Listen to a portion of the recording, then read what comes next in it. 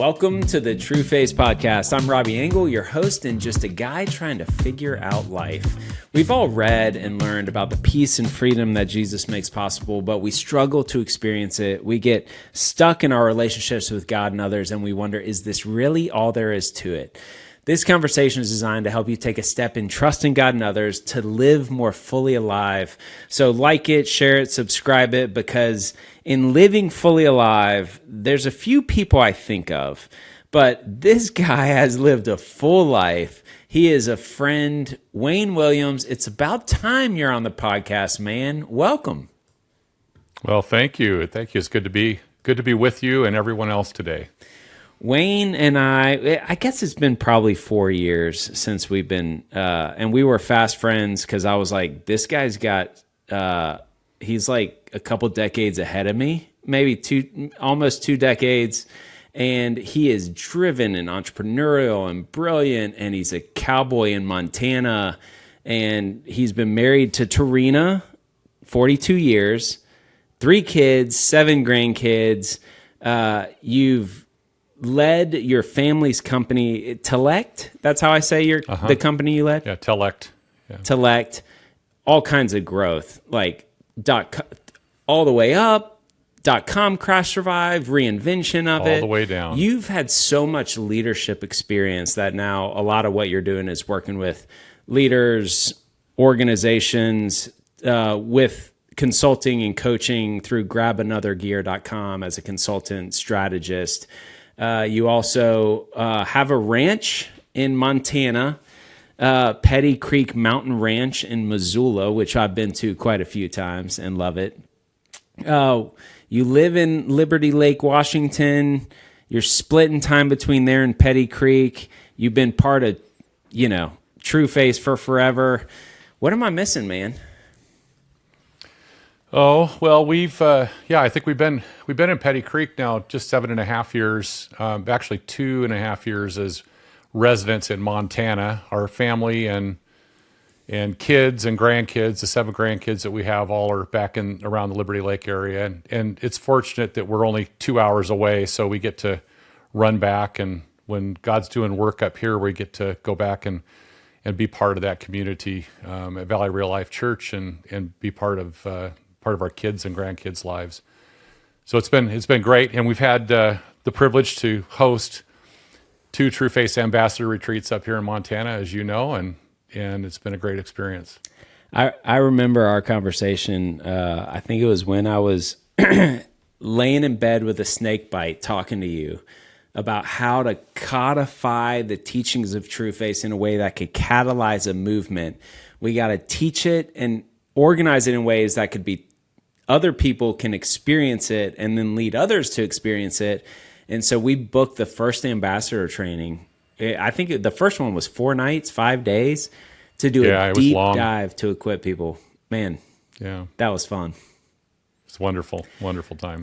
So I as a Montanan man, I love you, but I also have really enjoyed your wife, Tarina, as your better half. Y'all have been married for 42 years. And part of the thing that I wanted to have you on the podcast to talk about and introduce you to the tribe is that you and Tarina have been in and out of a deep understanding of this message of grace for about as long as I've been alive.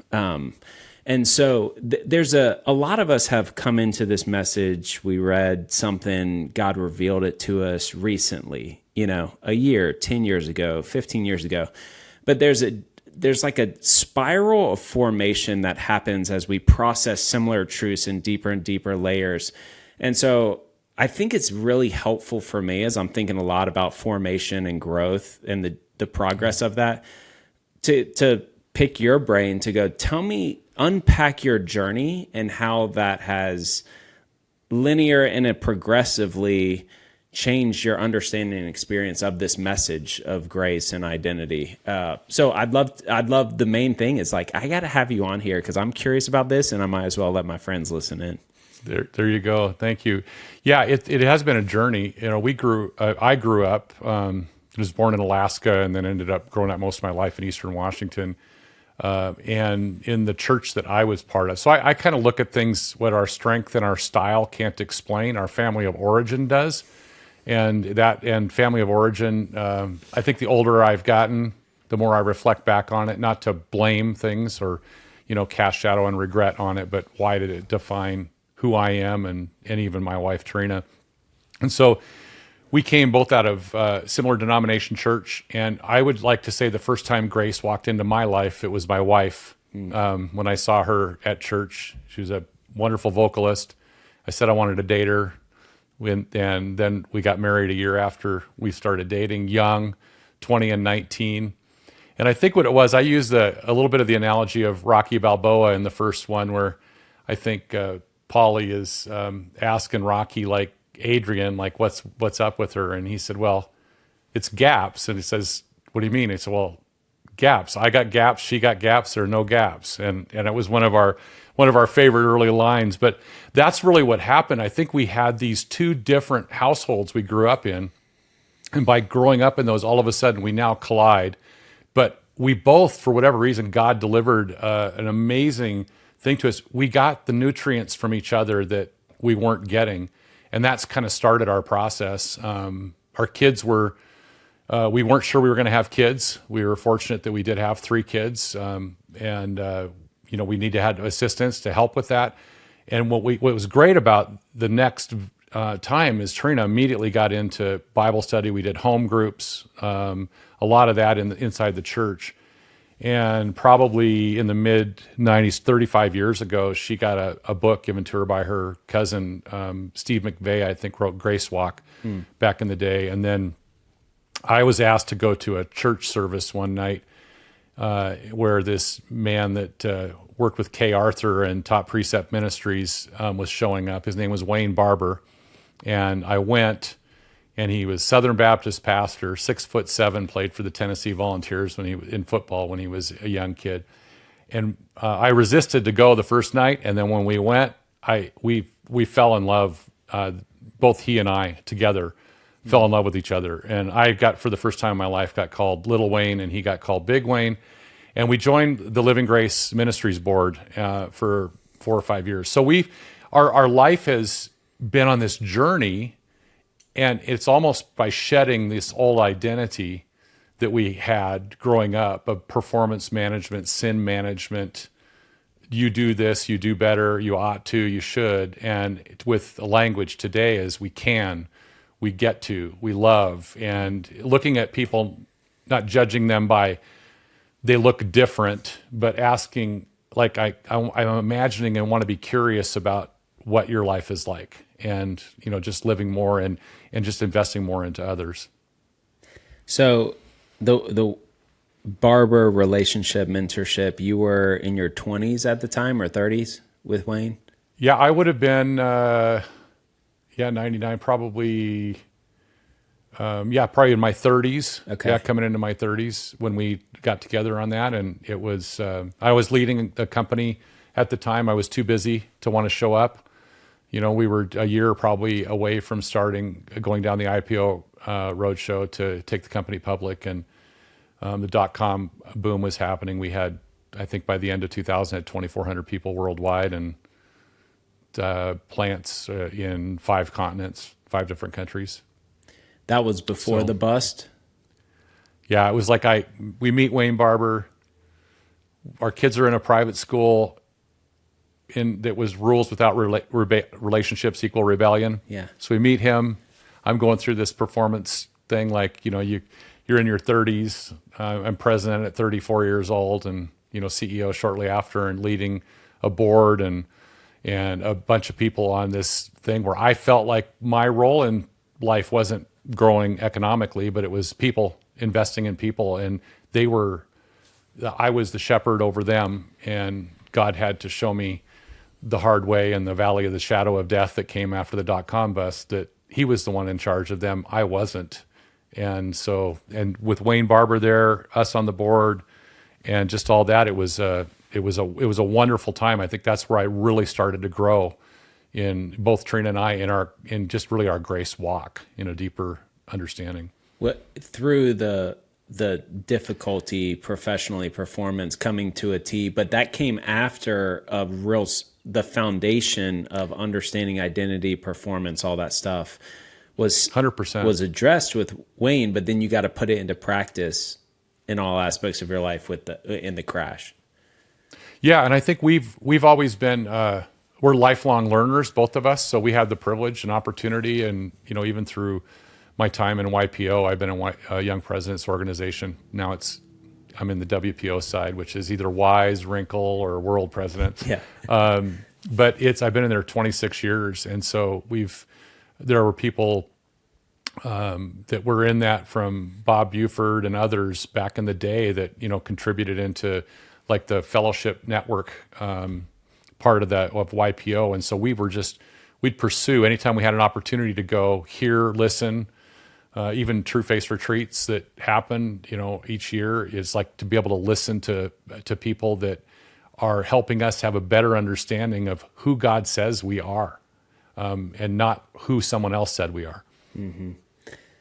So then, after you get into your 40s, you're moving into different areas. Unpack some of the continued understanding, influence, because that was before really investing in the church and towns and stuff. Yeah. What was the next chapter? Yeah, I think, at 40s, from a business standpoint, you were trying to rebuild an economy that just tanked, went. And so as a innovator and a creator and a designer, I couldn't figure out how to develop anything in there. So I ended up getting a mistress, as my wife said, when I bought a fly shop. So my second fly fishing shop. And I found out that, I better get rid of that fly fishing shop pretty quickly. And the young man that was in there, we were able to invest in him. We lost his friend, a real close family friend, in a fishing accident. And I think that we started to go through this cycle of, it wasn't just the loss inside the business, but we were losing people around us, and in the same time really pouring into them. Young people, kids, you don't like to watch anybody pass away in front of you, but just teenagers and that. So I think we were in that process of also getting ready to release our kids, growing them up to ultimately when they would head into college and then get married. And I think the process of that, and then watching my wife have to go through the release of 3 kids getting married in 1 year, it was in a way where she wasn't. It was like you're losing your identity as in a way. And so, what is your identity? So that's kind of, we struggled with it, and then we'd get back out of it and have a talk like, this really was not about you or me. It's about this tension that we're dealing with. And then that ultimately was the same thing that I would go through, later after that, just even in the exit and sale of our business. And so I think that kept the grounding for us was really centered around others' relationship. And my pastor, Dan, I think was when he came into Valley Real Life Church, it was probably the first time inside the church that I had been around a pastor that wasn't making you feel guilty to do something. It was really just, no, you just need to be in it. You need to live in it. And he and I have been on a life team, for probably about 7 years, 8 years, and in the decade that we've known each other. And so I think those life team relationships, and he's on my protection team, and that really meant a lot to us. What is a protection team? Yeah, a protection team. First time I heard about it was with time I spent 48 months with John Townsend at the Townsend Leadership Program in Newport Beach, California, and I kind of heard about it. And then my mentor and co-teacher that we've been doing these couples retreats up here at the ranch, Bill Thrall, who wrote the book The Cure for Trueface and one of the authors, he mentioned it too. And so basically what I ended up doing out of encouragement for my wife, and that we're all open to a lot of opportunities, and you are too, right? Because you and I have had these discussions before, and I like to pour myself into other people's world and really go, oh man, that looks like a great idea. I can help you there. I want to participate in that. And in the calling and the waiting on what God's calling us to do next, I think that the important part about that is you have to have people around you that really understand the authentic you. And so in early 2024, I met with 7 people. My wife was one of them, a pastor was one, and some others that came around me in Phoenix, Arizona, for about 8 hours over 3 meals, and I had written a 12 or 16-page thesis on who God says I am, my convictions, the truths I live by, and then I'd go paragraph by paragraph and read those, and people would have to speak that back to you. Well, that's exactly who I see you as, or you missed this. You missed this conviction. That's a core conviction for you and your wife. And that is, we don't get that a lot of times. We surround ourselves with people that maybe support and tell us what we want to hear, but they're not necessarily looking to, are you living into your identity and living into the convictions? And so they're virtually, Robbie, in my head too. I mean, literally like, oh, I got an opportunity coming up right now. What would my protection team say about this? So I get to use that almost like I was a big believer in private boards for private companies, and a lot of companies don't like them because they think, why do I need a board? I'm making all the decisions. I said, well, you need a board. A board of directors is the best thing you can have for it. And I'd gladly pay the dollars that we did to have, hired board outside. And in this case, I don't pay anybody on the protection team. They can't have anything that they're going to gain from me or I'm going to gain from them. We just get to be, and I'm fortunate to be on other people's protection team. And part of one of the practices I do now is try to encourage people that I can help walk them through organizing their protection team. Let's go. I call it I don't call it my protection team. I call it, they're my destiny defenders. They help me defend ultimately the destiny that God's called me for in the future. And so that's where it keeps my compass aligned. This was not what we were going to talk about, so I'm going to keep double clicking on it because I'm curious. Okay. If give us a little more context of that. Feels like an overwhelming start for a lot of us listening to that, to go 0 to 8 people for 8 hours and a 12-page process of that they can give critical feedback to and that kind of thing. But the principles, all of us listening to this are going, I want that. I want others in my life that are objectively speaking into. What would be a bottom rung of the ladder that anybody listening to this could do to move towards that type value? I think the best way, I had friends. I'll go back up a little bit. 40 years ago, we'd get together every Friday, 1 or 2 of us talk, and we do that. And so it's my friend Jeff Kemp, who you probably have met and talked with Jeff before, former NFL quarterback, and we were on a board of directors with him and Stacy at a time. And Jeff really talks about level 5 friendships. It's level 1, level 2, level 5. So I'm going to kind of go back and start. I've had level 1, level 2, level 3 friendships, and those friendships really are how deep are we going to go. And I think John Townsend kind of encouraged us in the beginning, if I ranked it that way, would be go take someone out. Look at your contact list, invite someone out, sit down and have coffee and start talking to them about something vulnerable.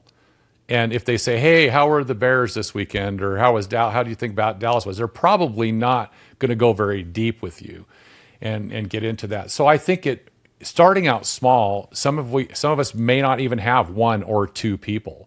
And just to get one person or a second person around you that you can begin to share authentically and vulnerably, not, I would say transparent. Some people say transparent. I use vulnerability because the depth of vulnerability you're going to go to is the depth you're probably going to get in return. Yeah. And that's really where the power begins. And in putting that piece together, then eventually you might have 3, 4, or 5 that you're going to meet with, and it just becomes powerful. And sometimes seasonally you're going to have different you'll have different people in your life. Yeah. And I think Apollo Ono said that, the great Olympic speed skater on ice, he had 11 coaches over his life. And he said all 11 coaches made him better all the way through the whole time. And if he'd stayed with one coach or one person that was there, just that one individual, he did not believe he would ever have become what he became later in life. Oh, that's good. Yeah. We can't skip the first rung. I hear you saying of like, do you have intentional, consistent friends who you are a level of vulnerability with in order to speak into, look into, reflect, in order to grow, change, Apollo Ona, like the different coaches, you have to have the trust and of that. So do we have relationships, and we have to build those relationships. And then the next rung, it sounds like you're saying, would be, okay, start, getting feedback, insight. And then eventually the fifth rung is you get 5 people for 8 hours and an intentionality, but it's the richness of having all those components gets you some of the fruit of that collective community to help us grow. Right. I think back to when I was transitioning into Trueface. I invited over 3 guys in their 60s who loved me, knew Trueface, and I said, what do I do? Do I stay at North Point? Do I go to Trueface? Do I do option C? And it was such a gift. I felt so loved that these 3 guys would come and give me the wisdom that I had no idea. I did not know what they were saying intuitively, but I trusted it so that I knew it without needing to know it because I trusted them. And I can tell you now the things they said, and it was so insightful, and I didn't get it, but I trusted that they knew something I didn't know.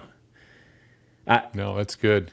I also think in a different meeting about having a friend where I think it was about a year ago, we spent 2 hours. We took an hour each and shared our entire personal finances with each other. Every line item, net worth, debt, payment, expenses, which is vulnerable. Some of it's embarrassing and some of it's affirming, and then we shared, and then the other person said, here's what I like, here's what I don't like, here's what I would do, and just poked holes, gave counsel, and the richness of that objectivity. And then we swapped roles, and it was so much easier to have objectivity and wisdom to the other person, but not for ourselves, which is the power of these communities. That's so good. Protection team. Okay, so now you're in your 50s, you're continuing to grow, kids are out of the house.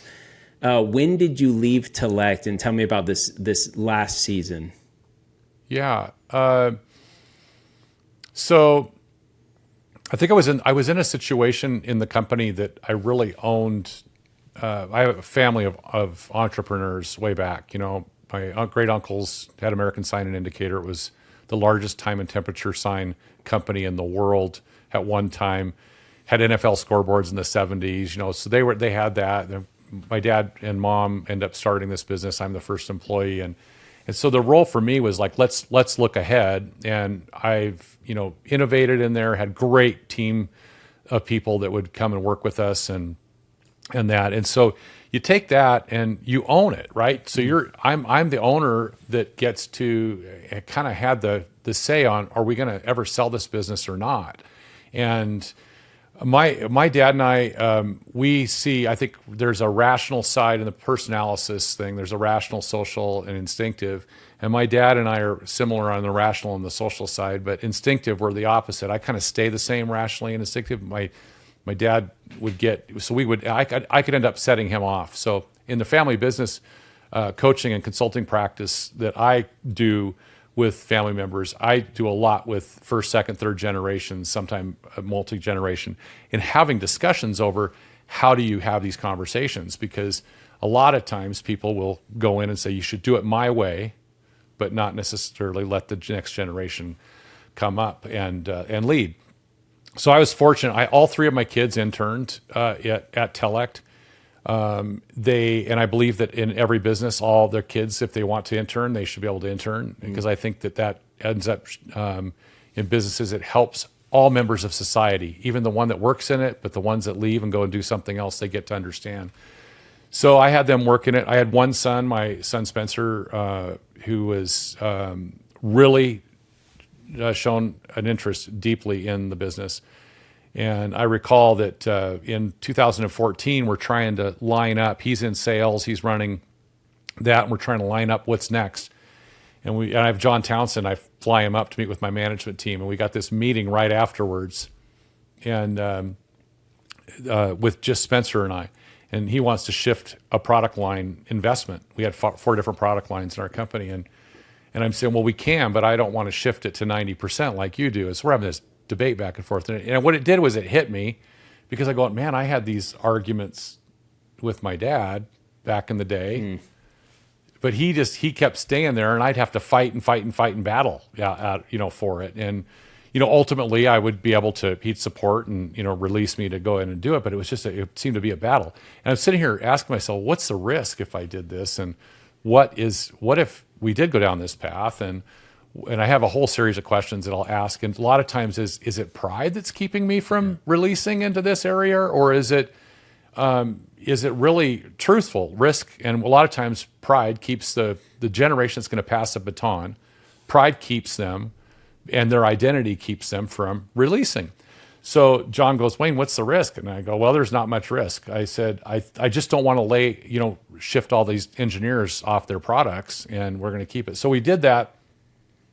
And Spencer and the team really started making headway into the companies today that are behind all of AI. So what ended up happening is Amphenol came along. We weren't for sale, and they identified us. And what was fascinating about it is they said I was ready to move on. I was ready at my time after 37 years in the business I was ready to move into a new role, release Spencer to be the hero of his own story and not the hero of my story.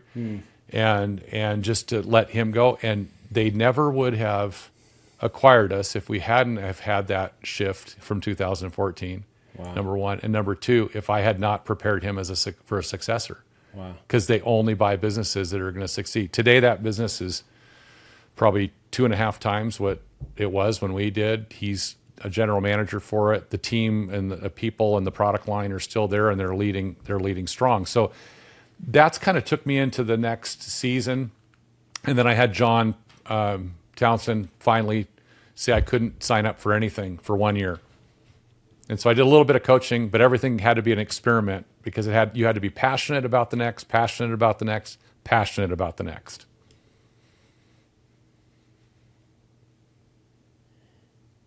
I'm sure that's causing you to process a few more questions. Yeah, unpack that for me. Like the pause in order to get passionate about the next. What was he trying to? And what did you find through that? Well, what I found for that is, and that probably went back to Tarina and I today we're certified primal question coaches for Michael Foster. Yeah. We just got that finished, the primal, and so we've really dove into this. Trueface's model really with Cure, the path, and all of that is really your identity, who you see and who God says you are.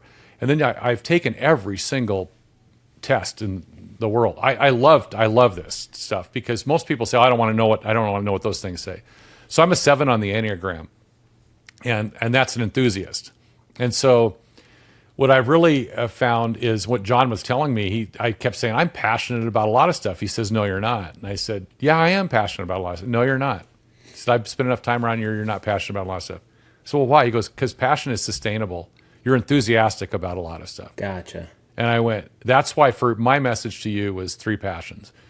So I really had to step into what am I passionate about, and what does that look like? And then that's why my protection team, I'm enthusiastic, Robbie, you know this. I could jump into your world, and we talked about that. I'm going to jump into somebody else's world, but where am I really being called into next? And that is ultimately what I ended up doing. And that's ultimately like what I've kind of been doing today. And it's been more about waiting. I'm a futurist activator too in my strength finders. So I see the future, it needs to be changed, or that I want to activate, and let's change it now in a trajectory. But in the last couple of years, I've had to do more sitting back and waiting and seeing what God is going to be doing in the midst of this. I can still use my futurist, still use my activator. But when I did it in the past, I left some carnage along the way that I did not need to leave. So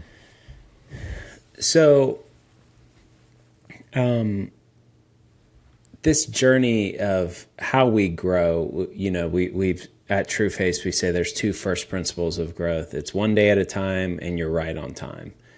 And I was with a buddy yesterday who's a pastor, and we were having sushi at lunch and writing on napkins. It's like, okay, but what are the principles of growth? Like, Wayne's 20 years ahead of me. Scott Morrison's 10 years ahead of him. My kids are 20 years behind me. It's the same principles. And so it's not a linear progression of growth. It's like a spiral that goes downward, but then it gets tighter at the bottom because it's the same principles of character, how to deal with suffering, clarity and identity, trusted relationships, like less carnage. It's like activation with less carnage down here. It's these things that are same things over and over and over, right, and new revelations from the Father. And so I didn't tell you I was going to do this either, so I'm just winging it here, Wayne. But I'd love to popcorn you some different seasons, maybe personal, maybe theoretical, and you just to go what you wish you knew about identity, grace, wiring in those different seasons, what you wish you knew or what should be expected. And this might be a failure, but I'm going to throw some out to you, okay? Okay, we'll give it a shot.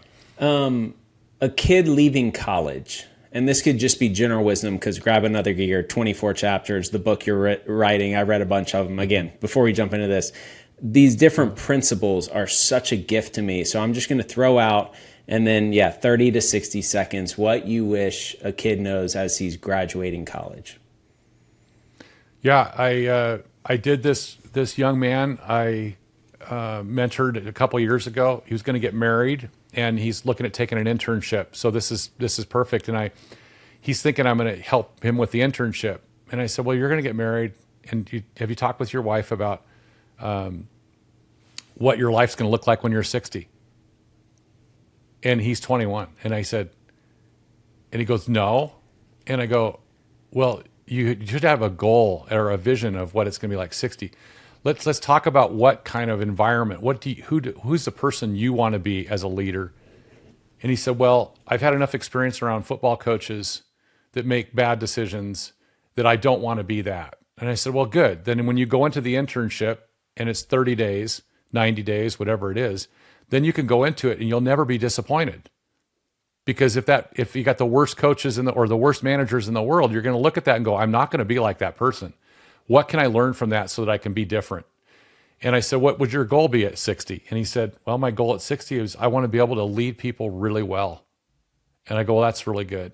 And I said, I'd also figure out because I know your dad, I got pulled into it, and your grandfather died at 64. So it's not hard for me to ask, what is your vision going to be out there? And how are you and your wife going to sit down in this next to set? We're too busy today living safe. We're too busy coasting. We're too busy not being dangerous. We're too busy not discussing our expectations. We're too busy not laying out what our convictions are. We're too busy doing it. And what we do is we drop right into a role of a business or a career, and we get caught up in the gears of the career of somebody else's machine, and we can't figure out how we got here, and we cannot make the decision to exit because we didn't have some vision in the future. There's not an organization that we join, which is weird about this. We don't do it ourselves, but there's not an organization that we join that does not sit down and have some sort of a mission statement and some sort of a vision and some sort of a execution. But when we get married, we're two parties that come together and collide, and we haven't had those conversations. Yep. I love it. This is a fun game. All right, so now married couple. Think more marriage relationship, because you just segued that of like goal, end in mind for a young married couple. But relationally, what do you wish a young married couple, what would you and Tarina hope that they know?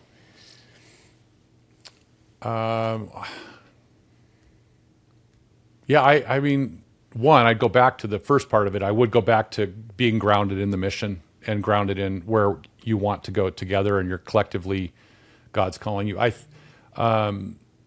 Don't believe, first off, don't believe anything you see on Pinterest or Instagram. And don't be afraid to invite people to your house for dinner. and sit in your living room. And don't be afraid to go to somebody else's house and sit in their living room and invite. And don't be afraid to set your phones down. Don't be afraid to, get yourself outside, get yourself out of your normal comfort zone.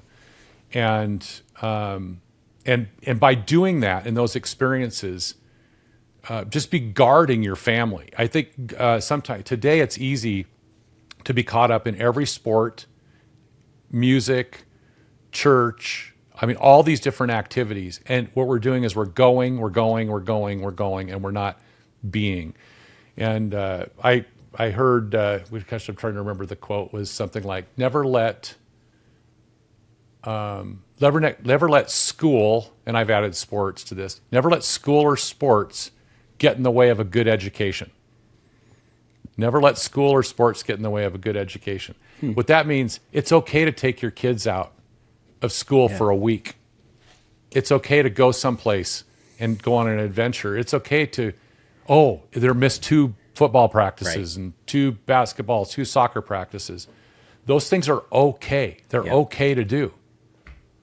So that was my next one, a family with young kids. And you segued into that a little bit. And man, that's powerful. Don't let school get in the way of a good education or sports. That'll make it, it's like, sports. How does that look? But tell me more about like a family, a husband, a wife with kids in the home. What do you wish you knew in that season? What else do you hope they would know?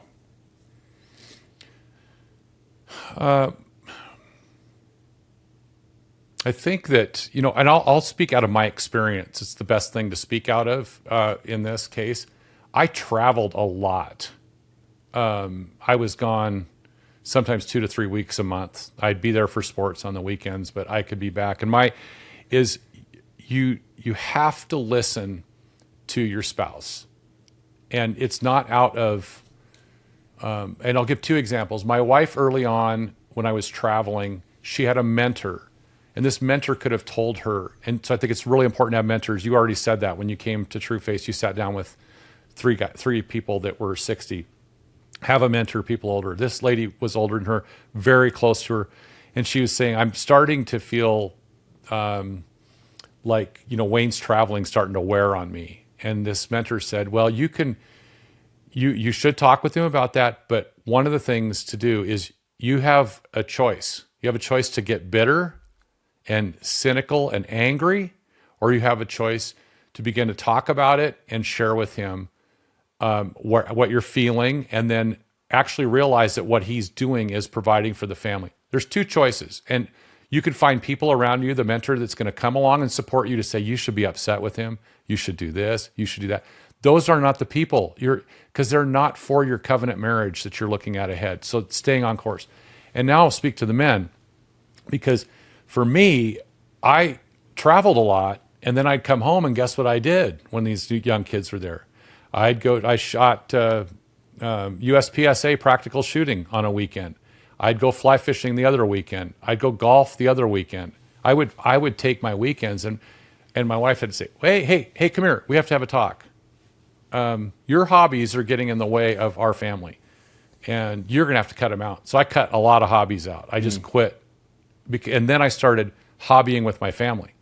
So I can get the tensions of people outside inviting me, or I can start saying, can I make my family become the most important people? So I think it's really about that unity and that discussion.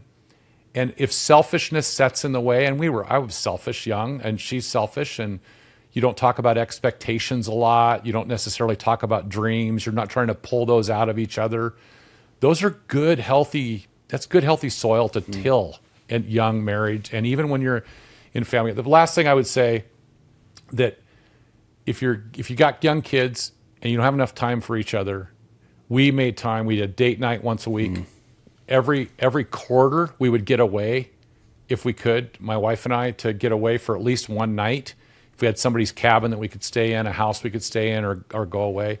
Continue to keep yourself just dating. The minute you start losing it to the kids, the dating leaves, and then you're both raising, and you're both careers pretty quick it separate, and then at the end when the kids are getting ready, you're trying to collide to come back together and go, where's our relationship at? So keep your relationship first. All right, next three. You can go whatever order. You can shoot at each of these targets, but work, what you wish you knew 20 years ago when it came to work, church, engagement at the church, and money. Work, church, and money. The church. I'll start with the church first. I think that Trina and I both knew early in the church when we were young and were hearing messages that are still puritanical messages or performance-based messages. We knew it, but we felt at the time that we were too young to say anything. And I would say that if I could take that back, I would my normal disruptor and my activator, I would have been more vocal about that. Even seeing people talk to people the way that they did, or others, I probably would have been more vocal. Because I think the safety of trying to keep it the same keeps people from breaking into the freedom that God's called them through to. So that's the first thing. And then on work, I'll hit that one. Work was, for me, I wish that I'd had mentors, and it probably could have been just the season in my life that let me have freedom to not have to be at the office and first thing and then be the last one out of the office. And when I traveled, my dad was a guy that said he never took a vacation. So basically we'd go hunting, but he also he said he prided himself on never taking a vacation. Well, he would sometimes extend things, but if I traveled, I had to be gone for all 5 of the days working. So if I flew to Cologne, Germany, which I would do, I would fly in, have a meeting with one of the top telecom companies, and guess what? I would not even visit the cathedrals, and I should have visited the cathedrals. So I think in work, make sure that your work is important and it's protecting you, but don't have it take over your family. And then finally, I would say that from money, I had the privilege of learning about money early on because I had a fly shop when I was 12 to 18. I knew that I had to invest in inventory. I had to build flies and build fly rods and sell them to guys that are my age today. And so I learned a little bit of the practice of money. And I would say that parents today, the best thing that they could do, and I'm going to speak to the parents right now, is the best thing to do is to get your kids to understand money. And I know, and just understand the principle of that. And it's not about, I believe in generosity and giving. I don't believe that tithe is the word, right? I think it's just generosity. So I'm probably going to get myself in trouble for that one, but I'm going to just speak it. And I'm a new covenant guy, so I just want to say that. But I do believe that in teaching these practices, I remember the worst thing you could do is release your kids into society and not let them know that there actually is a garbage bill, that there's an electrical bill, that there's a gas bill, that there's a phone bill. And so I think that getting them more to understand the practice of what they're about ready to go into, we send them right to college to accumulate student debt. That's the first thing we do. It's like accumulate the debt right out of the chute. So anyway, I'm smiling because my 13-year-old daughter 3 days ago said, "Dad, you need to get a job that makes money." Because she wanted something like some name brand thing, and I was like, "No, baby, you can't. I'm not. You're not getting a second pair of Birkenstocks or whatever, right?" And she's like, "Well, you need to get a job that makes money." I'm like, "Oh gosh, I'm failing." Like, we're going back to Guatemala. Here we go. Like, can't handle it. The suburbia pressures, and I think the social media is accelerating the weirdness of expectations and that kind of thing when it comes to money. Sure has. So, Wayne, this is so fun. We got to nothing we talked about that we were going to talk about of the other things. Right. Well, but this was just so fun, from protection team to just the grace and wisdom applied in different seasons of this journey. And so we're having you back on. Commit to that. I love you. I miss you. And I want to wrap up this podcast with just anything you hope for this tribe, which you've been such a blessing and a part of. Anything you want to leave us with? Yeah, I would want to encourage this.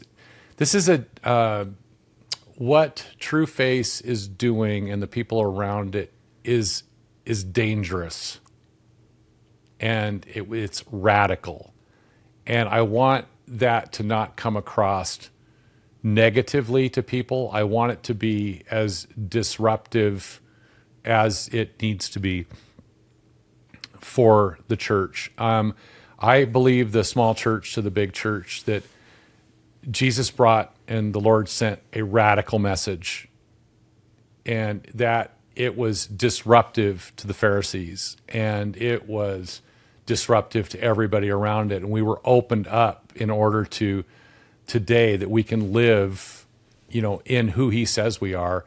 And if in the struggle of who we say we are and to seeing who God says we are, I just would encourage people to just continue to push in. I'd encourage them to continue to every opportunity to support what you guys are doing, like through the discipleship framework program, and even with the book, The Cure and The Path and all of that. And to just continue this message, and don't be afraid of it. Step into it, believe it. If don't do this because somebody told you to do, or I told you to do it, get into it and pray over it, and just see where God's beginning to open up just a little bit more each and every day for you to discover the grace that was so sufficient for all of us. Amen. Thanks, Wayne. Y'all check out pettycreekmountainranch.com and grab anothergear.com to get some more Wayne. Appreciate you, bud. Thank you so much. Appreciate you too.